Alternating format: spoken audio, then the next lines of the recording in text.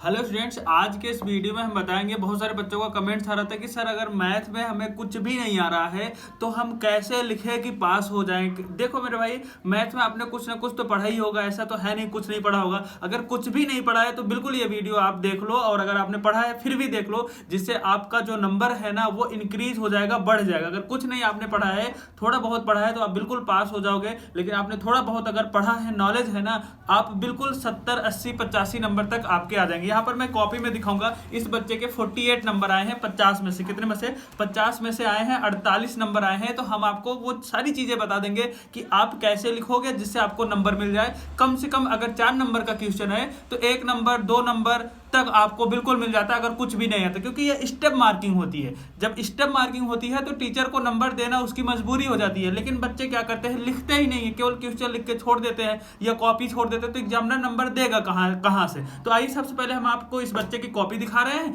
फिर हम आपको बताएंगे क्या क्या और कैसे किस तरह से आप लिखोगे कि आपका 4 नंबर का क्वेश्चन है, 2 नंबर 3 नंबर आसानी से मिल जाए। अगर सही है तो 4 में 4, नहीं तो 2 नंबर तो उसको देना ही पड़ेगा। आइए हम आपको सारी चीजें दिखा रहे हैं।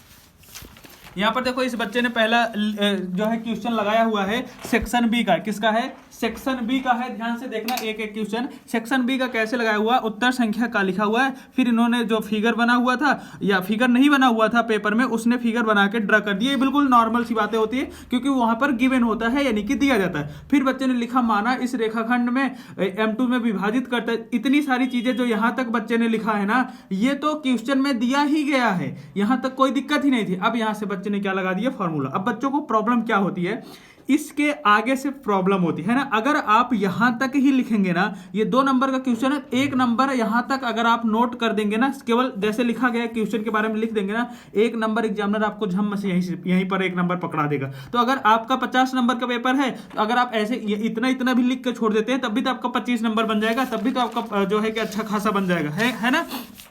उसी तरह से ये आया है √3 एक अपरिमेय संख्या, जो इस बार के बोर्ड एग्जाम में आ भी रहा है। ये जो संख्या है ना अपरिमेय संख्या, इसको प्रूफ करने के लिए ये आ भी रहा है। तो कैसे कर दिया? देखो क्या किया बच्चे ने, कुछ भी तो नहीं किया है।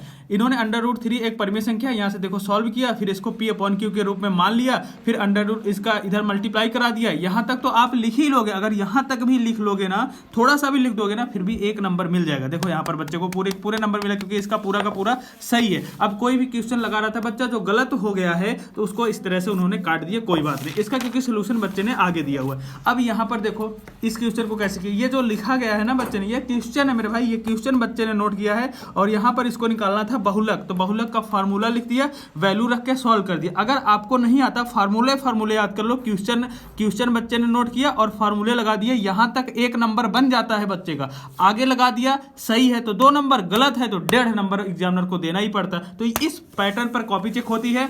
ऐसे आपको करना है। फार्मूले याद कर लो, आप 10 फार्मूले भी याद कर लोगे। केवल आप फार्मूले लिख देना, क्वेश्चन नोट करके केवल आप क्या लिख देना मेरे भाई, फार्मूले ही लिख देना, फिर भी आपको पूरे के पूरे नंबर मिल जाएंगे। अब जैसे ये ट्रिग्नोमेट्री का क्वेश्चन है, क्या लिखा बच्चे ने? क्वेश्चन उतारा, फिर यहाँ पर क्या किया, मल्टीप्लाई करा दिया, जो है यहाँ पे फार्मूले लिख के। बस सिंपल सी बात। अगर आप केवल क्वेश्चन निकाल के यहाँ तक भी लिखते, तब भी आधा नंबर 1 नंबर एग्जामिनर को देना ही पड़ेगा, और बिल्कुल देगा एग्जामिनर। इसी पैटर्न पर कॉपी भी चेक होती है। ये भी क्वेश्चन बच्चे ने सही लगाया है, इसको 4 में 4 मिले हैं। और यहाँ पर भी देखो क्या किया, आधे पेज में क्वेश्चन छपा हुआ, फिर फार्मूले लगाया, फिर सॉल्व किया। अगर आप फार्मूले तक लिखते हो तो एग्जामिनर को आधा नंबर देना ही पड़ेगा। यहाँ पर भी देखो इसी पैटर्न पर ऐसे आपको लिखना है। सारे क्वेश्चन मैं आपको दिखा रहा हूँ। अब शायद आपको मेरी बात समझ में आ गई होगी। और क्वेश्चन छोड़ के ना आना, एक भी क्वेश्चन, जितने भी क्वेश्चन आएंगे ना पेपर में, क्वेश्चन भाई नोट कर लेना, और उसको क्या कर देना, फार्मूले जरूर लिख देना। फार्मूले तो याद कर लो, अब क्योंकि पेपर आ गया है तो फार्मूले बिल्कुल याद कर लोगे, तो सारे के सारे नंबर आपको क्या हो जाएंगे, मिल जाएंगे। फेल नहीं होगे,